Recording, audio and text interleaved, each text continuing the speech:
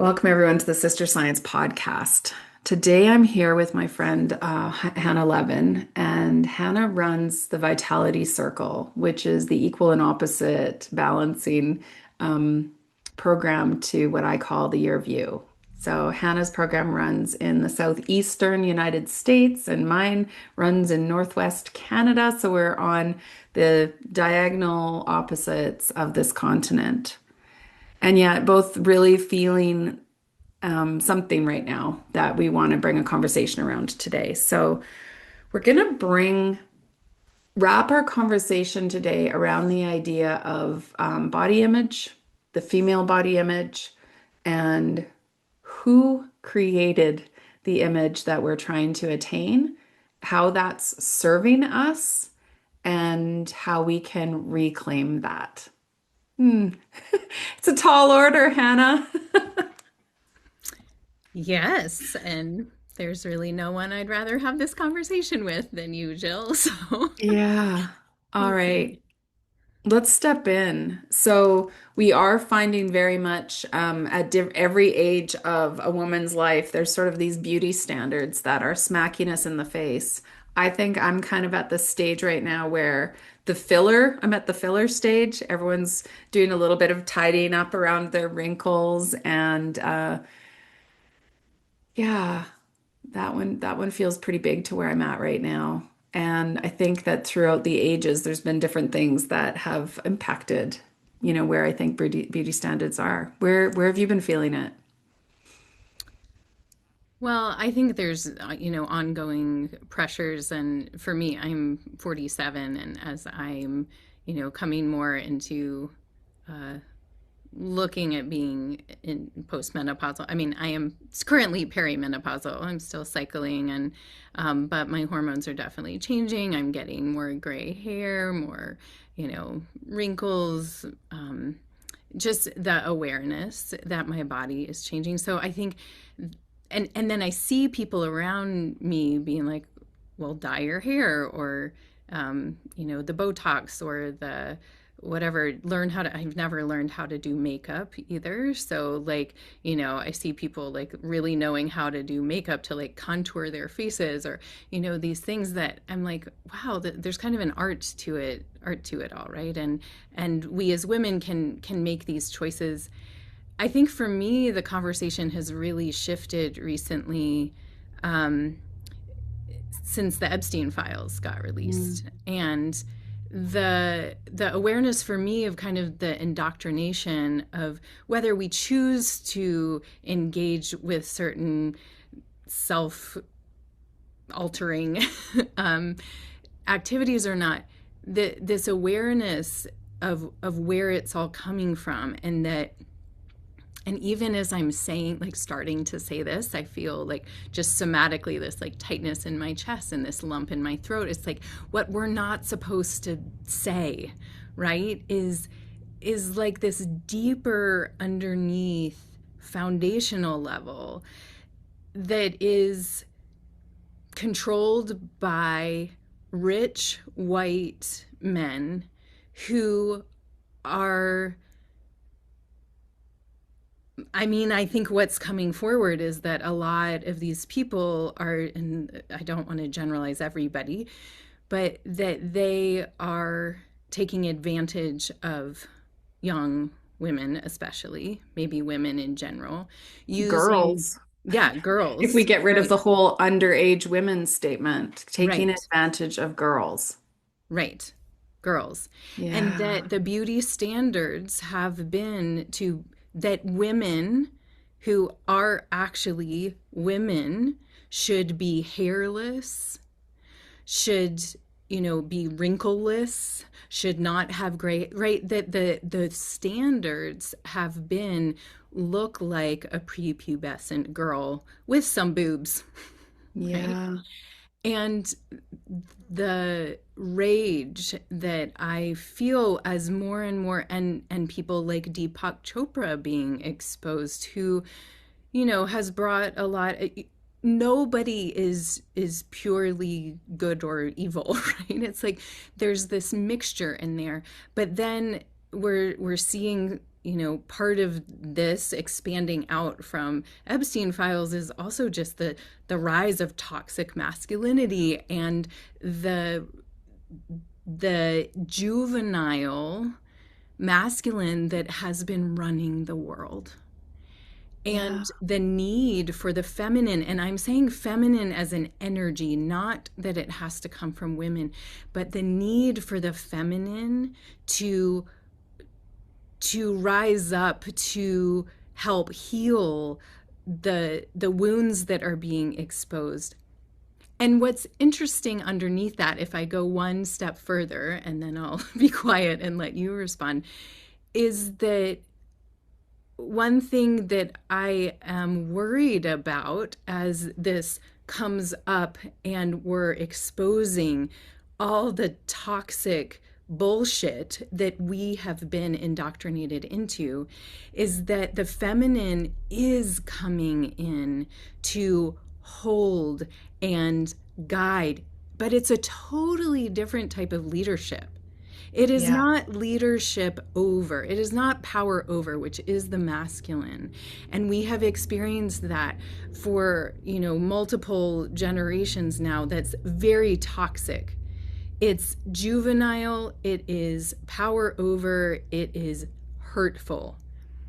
My fear is that the feminine that is rising up while the toxic masculine is burning itself out and showing its ugly, ugly underbellies over and over again, is that as the toxic masculine crumbles, which also includes our systems, right? Our systems for healthcare and finance and education and the Politics. internet. I mean, all Hmm. of it, right?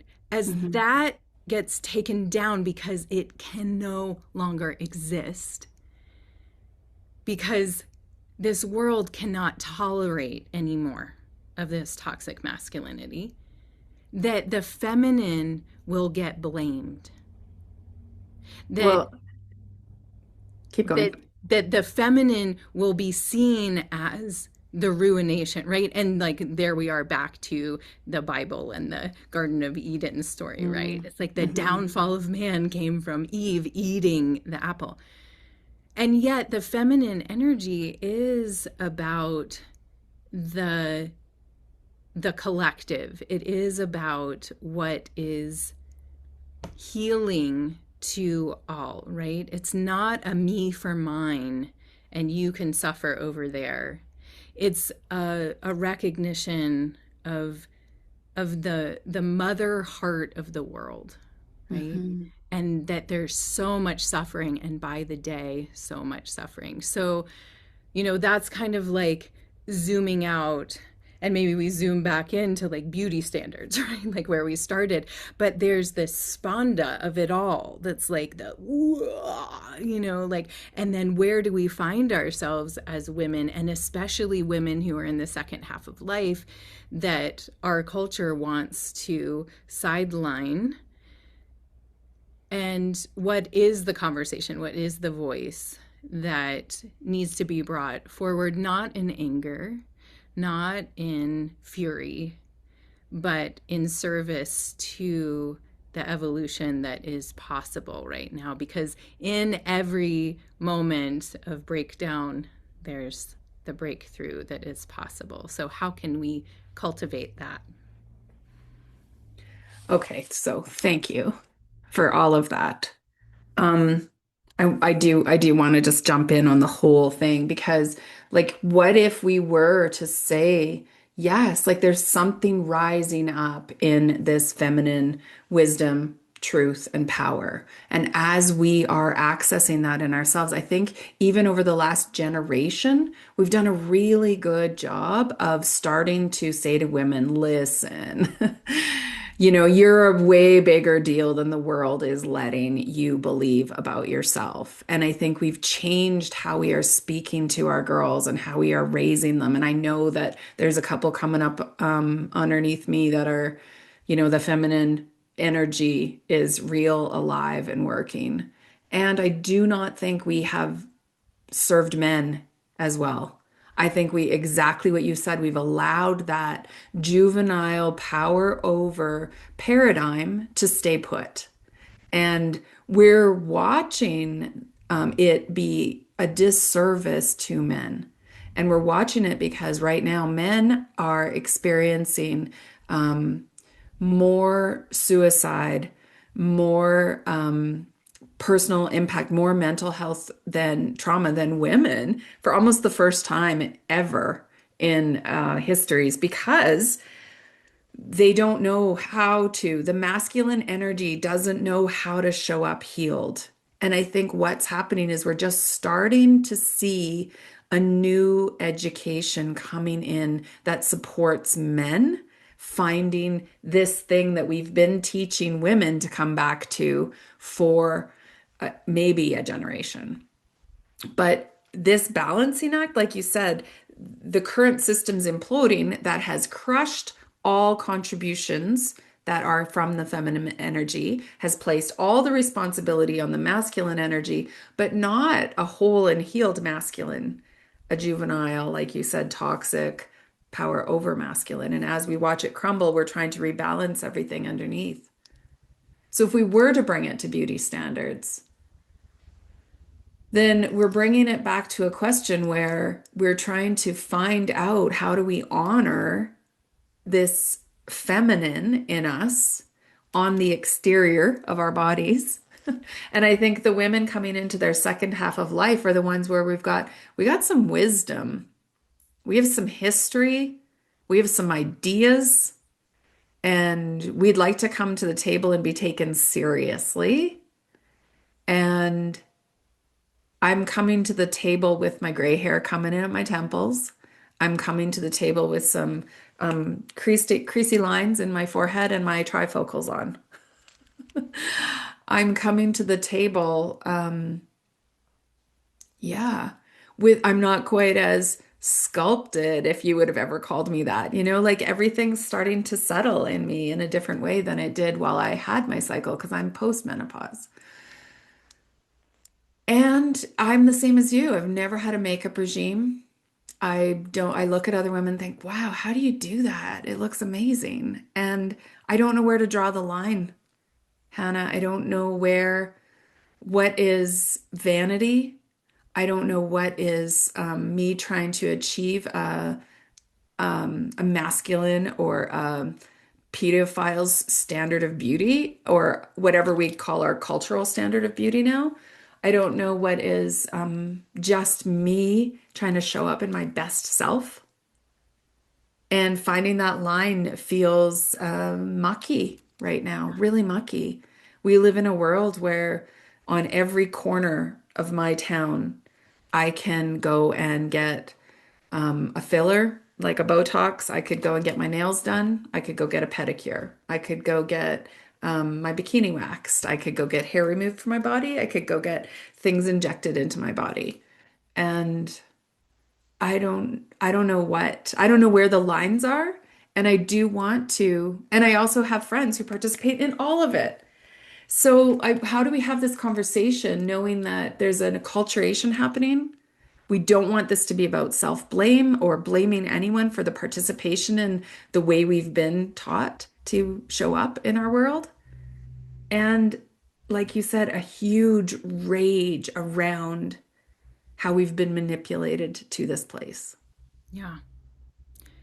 Yes. I think I mean that's one of the big questions that I've been pondering is like how do we differentiate? Like if we are, like I'm not showing up to this interview like I just got out of bed. Like, like I put on some earrings and, some Put on nice your clothes, ring lights because you look Yeah, I've fantastic. got my ring light on, right? Like I want to show up professionally Yeah. because I we're having a conversation and I want to show up. I want to honor the request that you made that I be here and that we have this conversation. So there's a layer of respect there that I want to show, right? What I keep coming back to when I think about this is the question of the male gaze. So Mm. is what I do to get ready for work in the morning, or what I choose to wear, or how I choose to do my hair, or the jewelry that I pick out, is that in response to the male gaze or in response to what makes me feel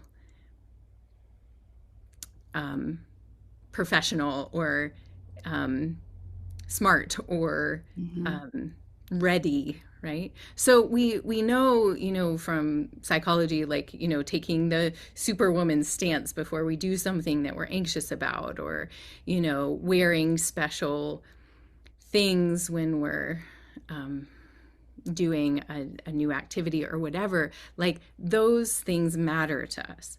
What I think is different is when we start considering the male gaze, and I think that has changed over time. So it's interesting. You have daughters. I have a 14-year-old bonus daughter right now, and she's gone through so many different phases of what she's wearing, and it's an expression of identity at her age. I mean, it is for all of us, but at her age it's changing every couple months.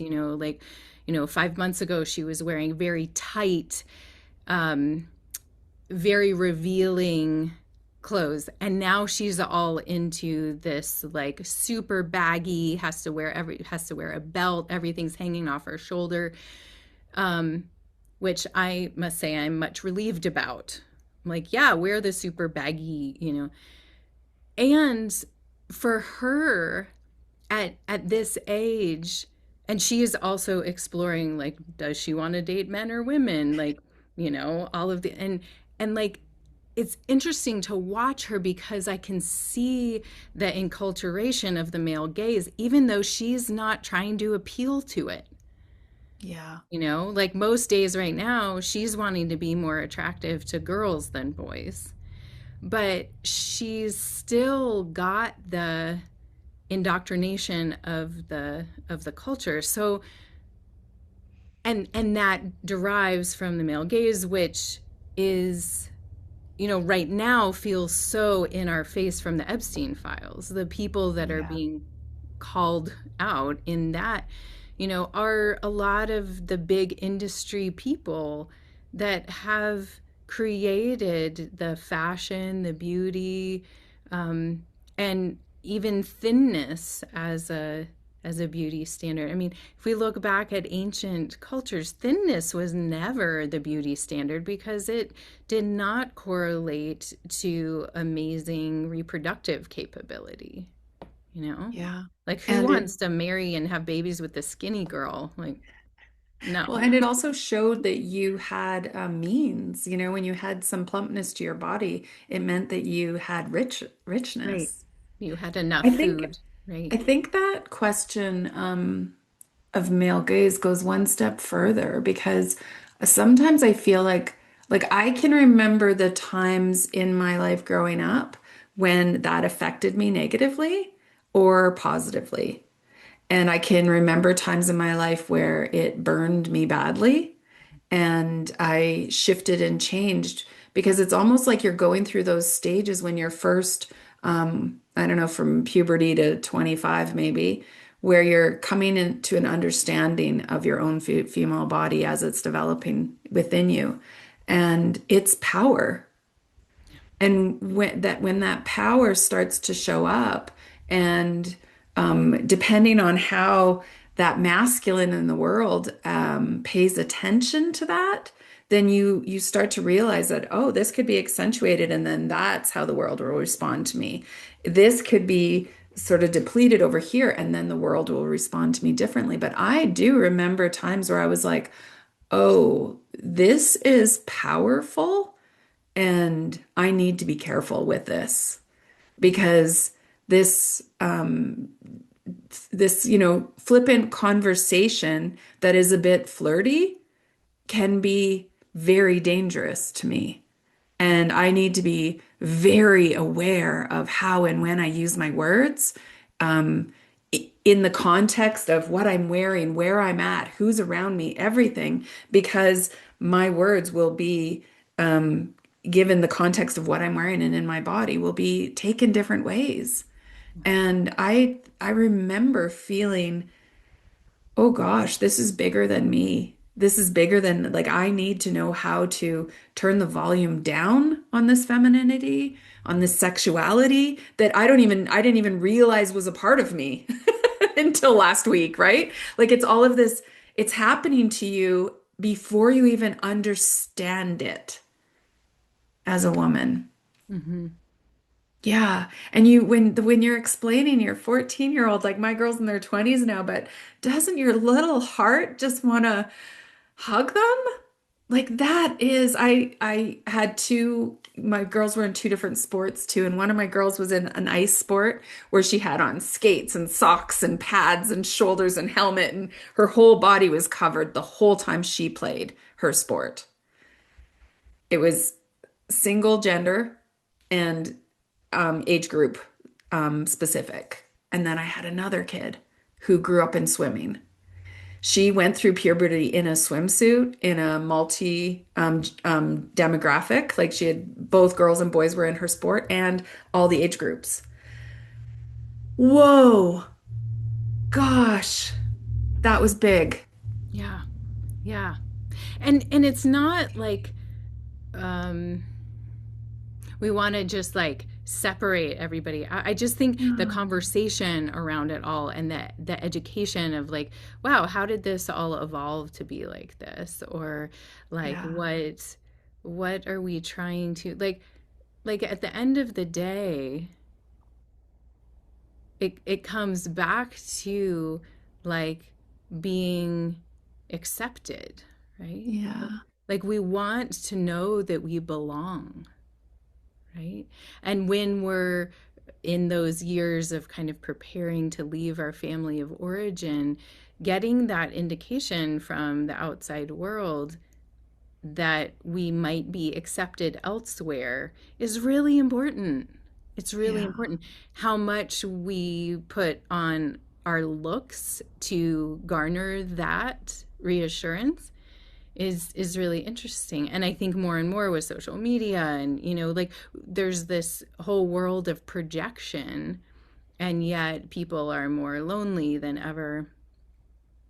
And yeah, so that's one thing. And I also want to go back to what you were saying earlier about men right now, because I do think they are in a really challenging situation, like Yeah. healthy men, like our partners, right? Hmm. Good That men. good men, good Yeah. fathers, Yeah. good people. Yeah. And that they don't have, just like we don't really have role models for how to be in the second Yeah. half of life without trying to look like we're younger. We don't, or to feel valued in, we're not living in a culture where age means wisdom that is Hmm. valued, which ancient cultures held that. We also have men who do not have role models of how to be healed men. And I think one thing we need to be really careful of, and this is something that I see just constantly in the world around me, is the loss of polarity. Like we are not trying to make us the same. Yeah. So by bringing forth the healed masculine, the healed feminine, we need to keep the feminine and the masculine as distinct polarities from each other, because that is what creates the balance in the world. It's, And go ahead. we need both. Yeah. Absolutely, absolutely. So, the I think a lot of men feel pushed right now into an over sensitivity, like an over feminization of their reality. It's great to have emotional skill, don't get me wrong.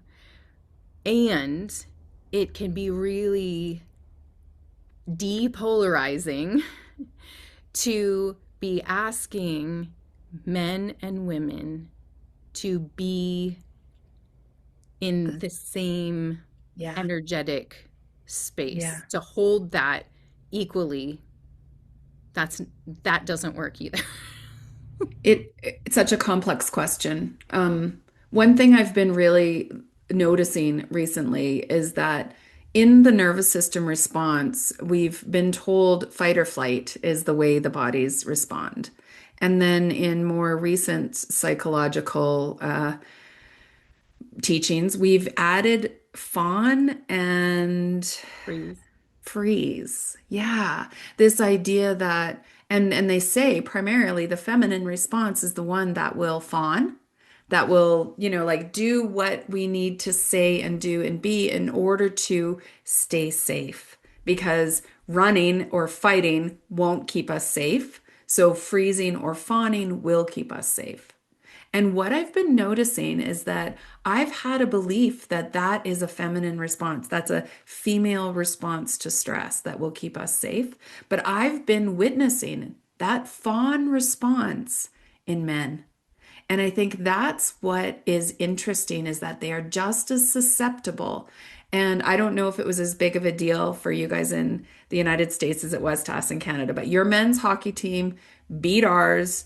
Big deal for us. We don't like losing to you guys in hockey. And afterwards, somehow Trump got a live phone call into that dressing room after the game. And Trump said something like, I'd love to have all you guys over to the White House. We'll have to invite the women. Ha ha ha, or else I'll get impeached. And to be fair to the men, there was a couple who hollered, yeah, 2 for 2. Like they were like, yeah, the guys and the girls both won. And then as Trump talked, there was just ha ha ha, ha nervous laughter and fawn response showed up because we've created structures in our sports culture, in how men are acculturated into our world where they don't have responsibility over their behavior. And just as a woman might fawn so that she doesn't get hit or beat or yelled at or whatever, men might fawn so they aren't embarrassed, shamed, laughed at, or that sense of belonging gets threatened from them. So that fawn response is showing up. And I think for both masculine, feminine, we have to watch these stress responses in ourselves and understand them. It's just Yeah. fascinating to me. Well, and back to kind of the youth issue too is that I think so many, I mean, one of the things that I have just been grieving so much with what has come out with the Epstein files is that it's just clear how many young women are violated. And then I work specifically in women's health. And over the 8 years that I've been doing this in-depth work with Ayurveda over the course of a year with women, and now having served hundreds of women in that regard, I am blown away, appalled, and infuriated by how many women were violated as young people.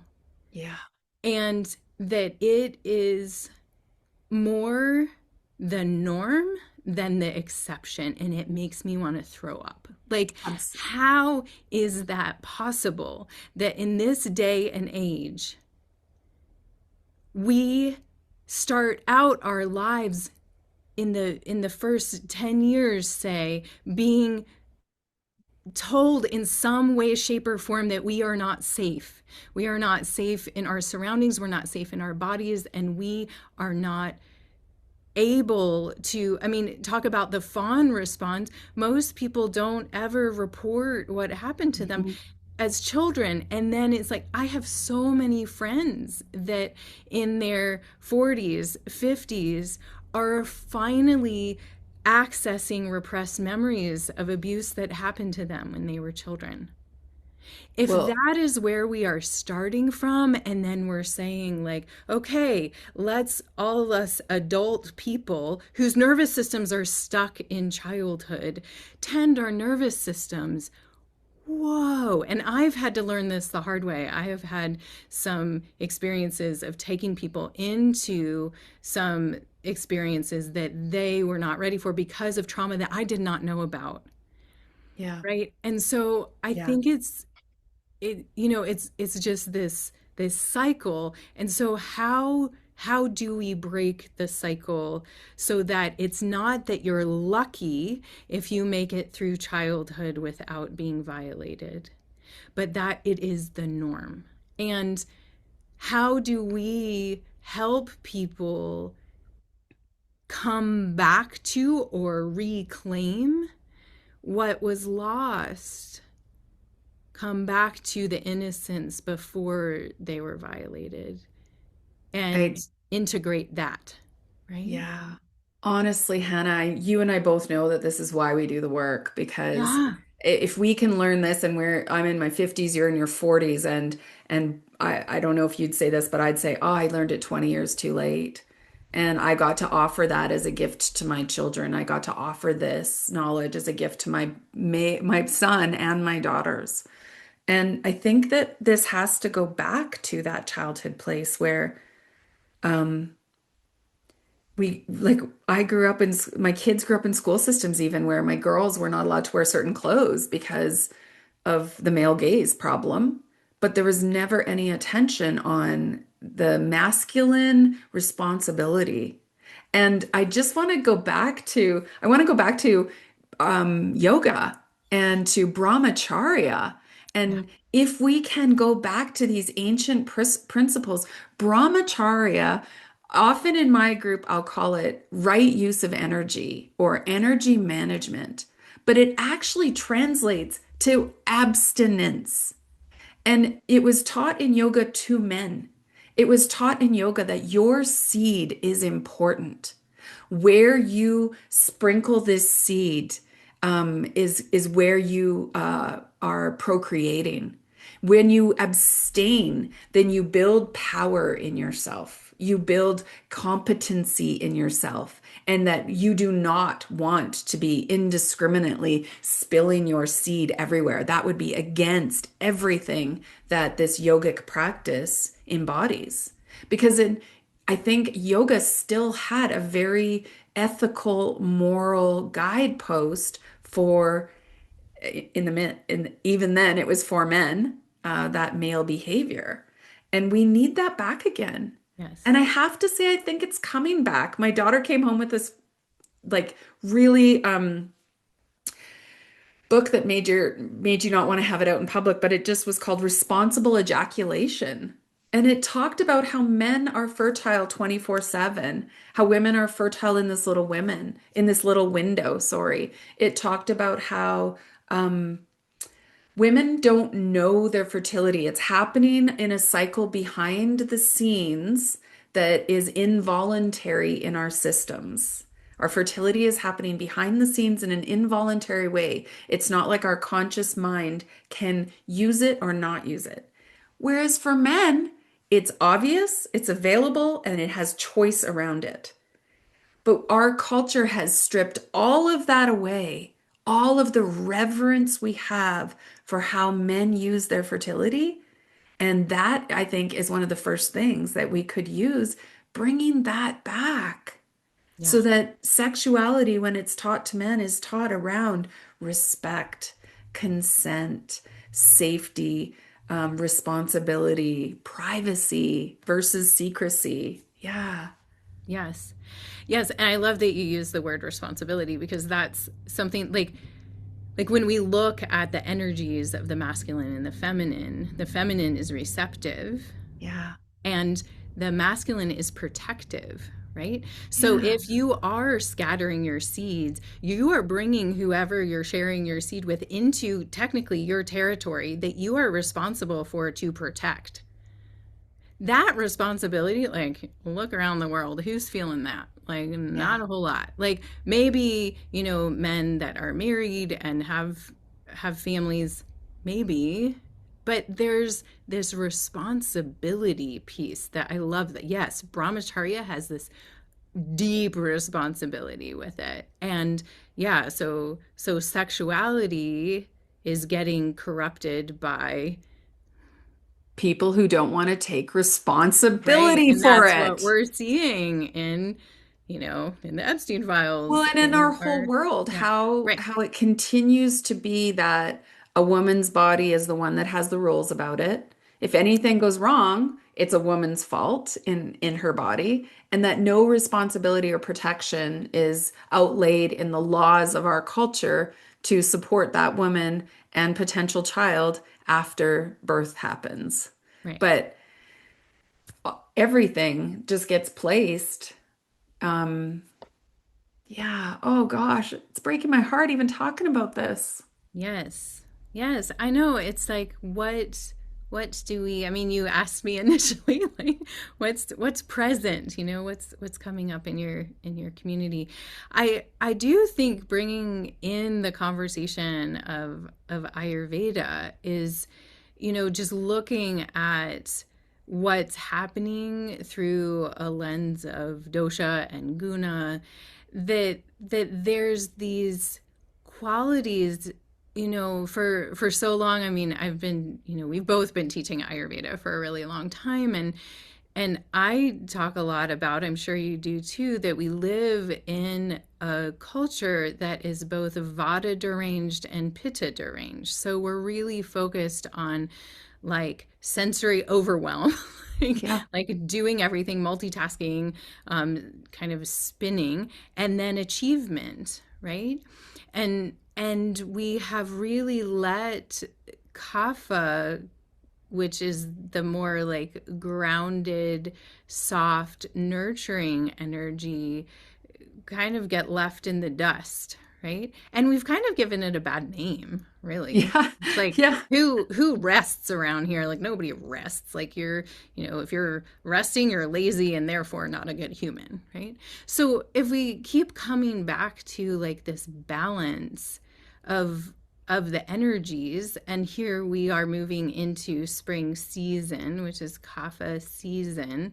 We just had this, you know lunar new year with the fire horse coming in. We just had this full moon lunar eclipse energy. I mean, we can look at this from so many different layers and levels. A lot is shifting right now, like a lot. And if we can come into this place where we're seeing the um, like the power of the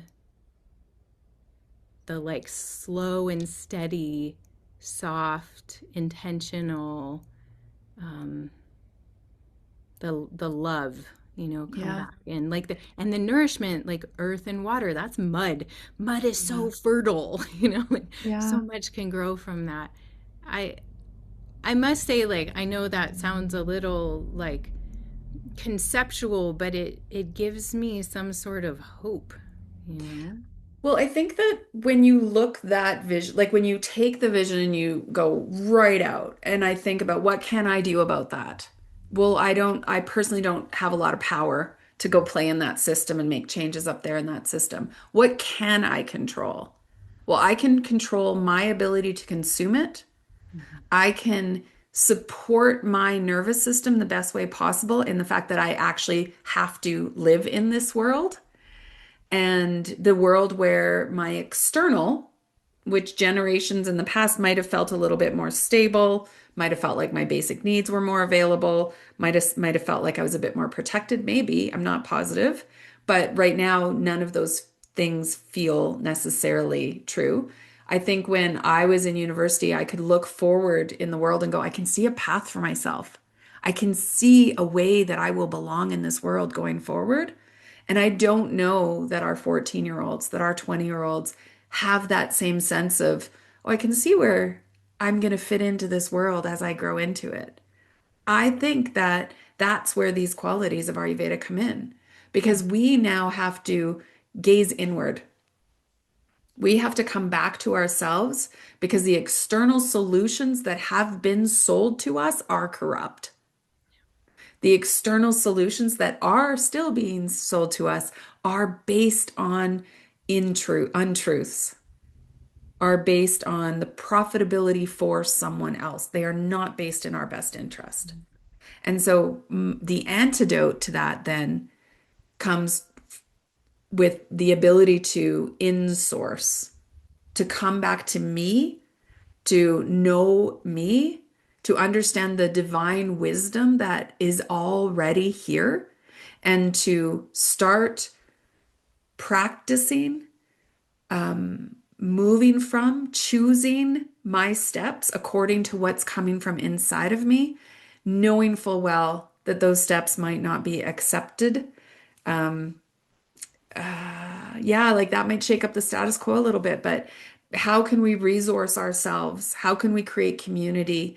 How can we share our voices, knowing that that might not be safe, knowing that we are shaking the status quo, knowing that living from this wisdom is a place that is it it's been denied of us, been denied to us purposefully. I give that more words for me, Hannah.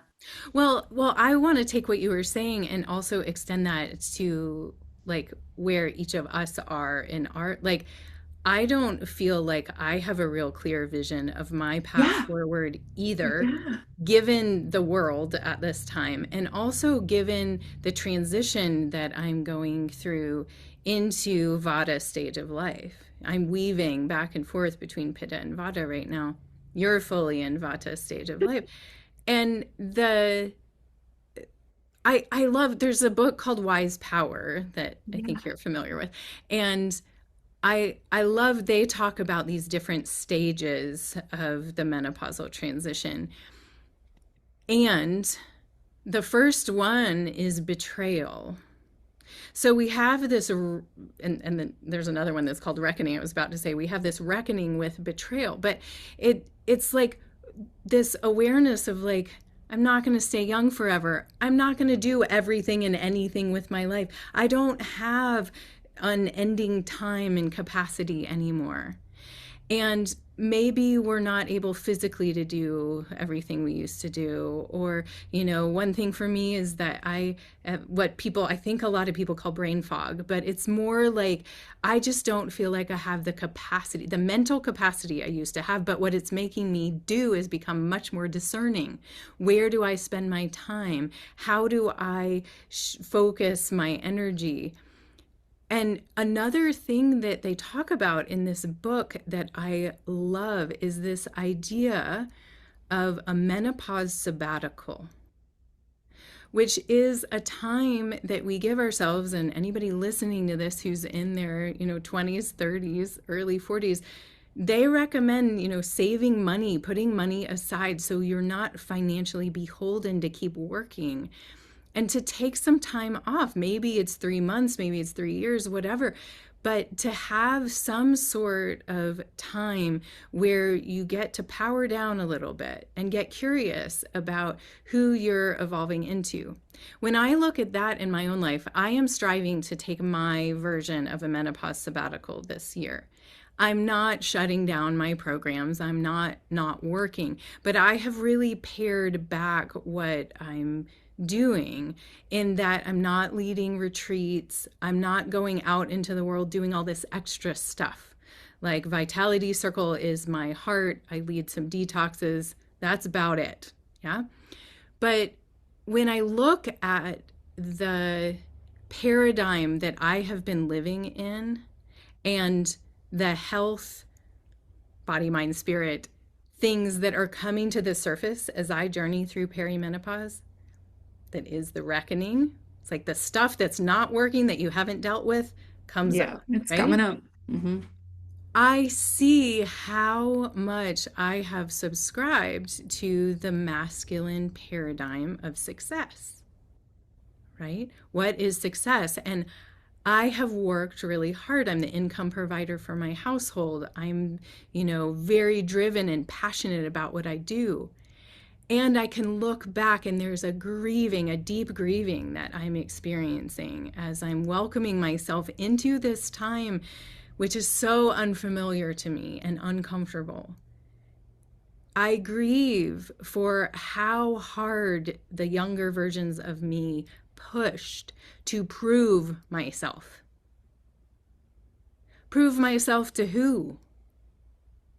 It's this masculine paradigm of success to make a certain amount of money or as much as you can, to always be growing. Always, if this is good, let's make it bigger. Let's make it better by making it bigger, right? Yeah. And to really bring all of this to the surface for examination and to feel the like churning in my own stomach of like, oh, what have I, like, oh, sweet Hannah, who was, 25, 35, 45, like what you have put yourself through and the exhaustion that's deep under the layers of passion and excitement and Hmm. skill. Hmm.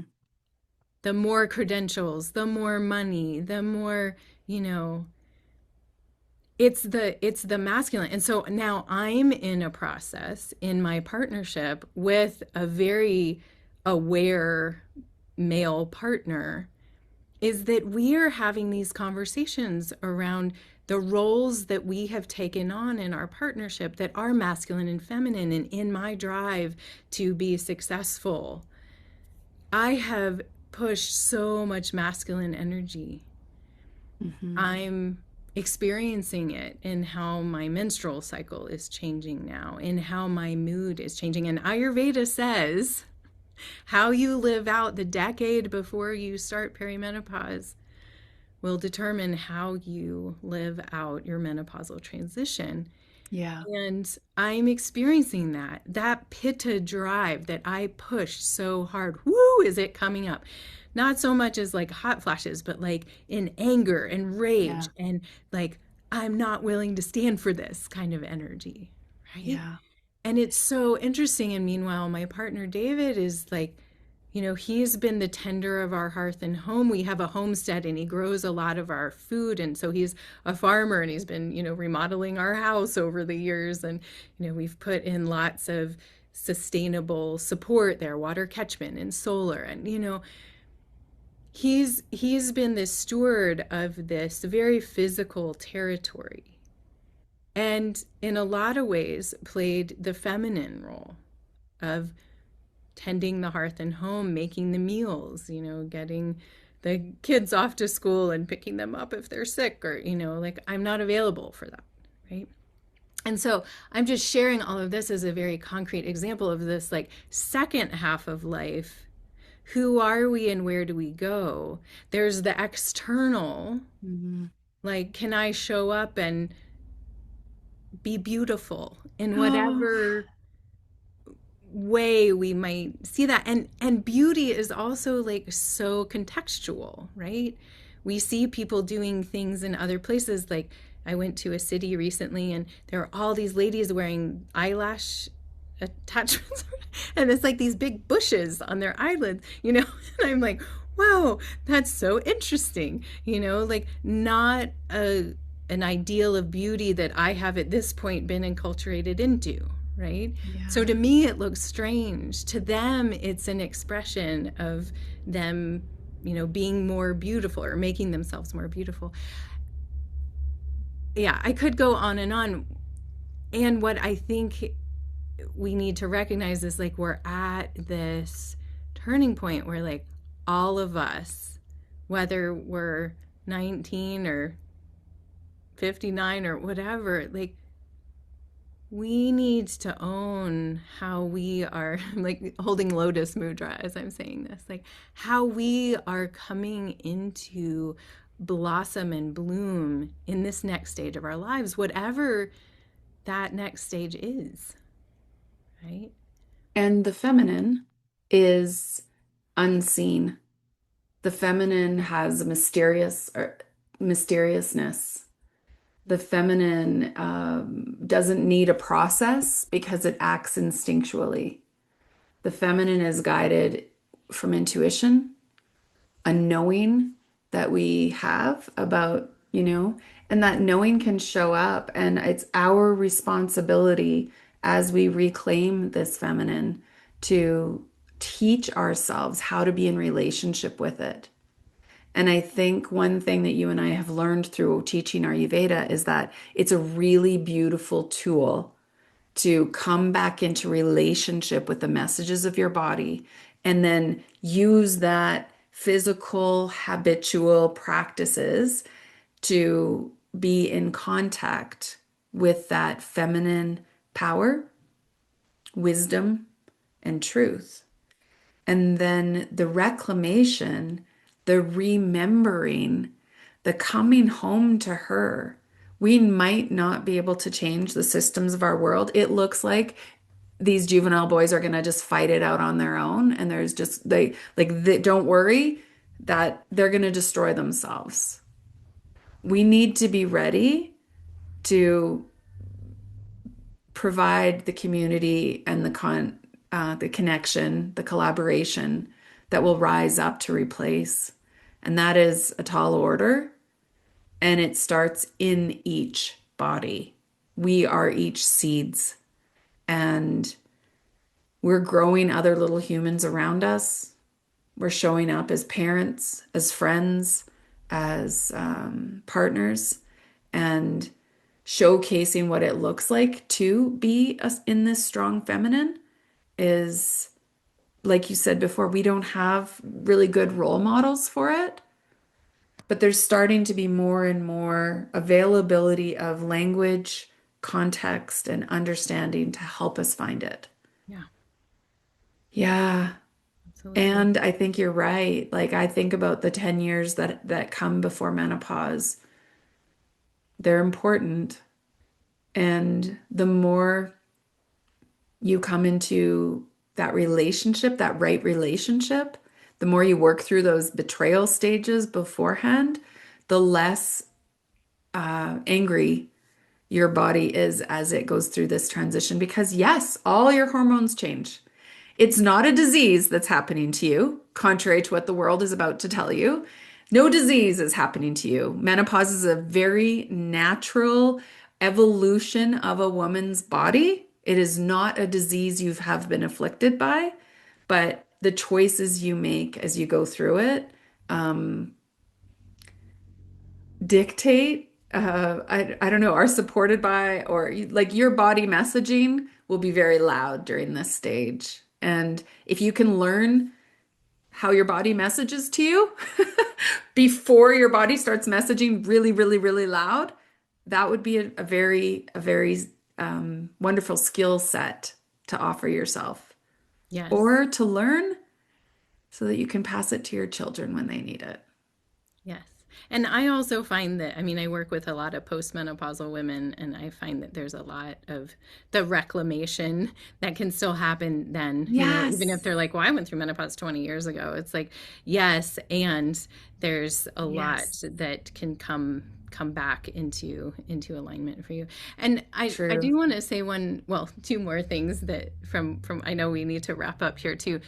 But in closing, I do want to just say a big piece of what is happening physiologically for women as they go through menopause is that the production of our hormones is being transferred back to the adrenals from the ovaries, which is the producer of our hormones when we are prepubescent is the adrenals. So we're part of this cycle. Adrenals switches over to the ovaries for reproductive years, goes back to the adrenals. The problem is that most women trying to live in this masculine world of success, our adrenals cannot handle the hormone production task being passed back to them when we go through perimenopause. And this is why we're seeing this huge explosion of really challenging menopausal symptoms.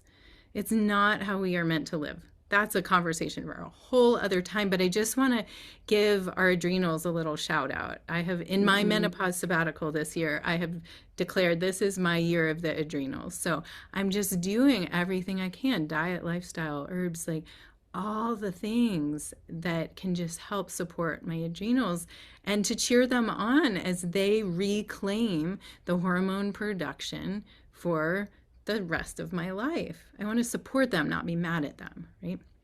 The second Yeah. thing that can kind of be a mirror of that is that as women, I think part of the patriarchal colonialism, we can go back to that too, is that women have been pitted against each other. And so we don't trust ourselves and we don't trust each other. Talk about dysregulated nervous systems, right? And so another piece of what I think we can do moving forward is to heal the sister wound, is to be willing to come together with women. We want to discern what women, right, that are also in alignment with this purpose, is to heal the sister wound so that we learn to trust each other and then we have that mirrored back to us so I can trust myself. I know this happens in both of our programs. And I hear it over and over again. I've never been in a community of women that has felt so non judgmental and so Mhm. welcoming. And I've learned so much and I've been received so beautifully. And why can't we all experience that too? Right? Yeah. Can we have safe childhoods? Can we have communities with other women where we lift each other up? Yeah. That's a huge piece, isn't it? And then using that community then to test this authentic voice that's inside of you and have it received in this community. And for each of us, then finding some power, finding some stability, finding even a place to practice expression of that truth so that then we can turn around and use that in our everyday life, in our families, and in our work. Yeah. Yes. Oh, I don't know. It felt like we went on a really beautiful tour there. And I'm not positive that we necessarily spoke about the beauty standard, but maybe we brought it back to a place where that beauty comes from within. And we all know it when we authentically see it.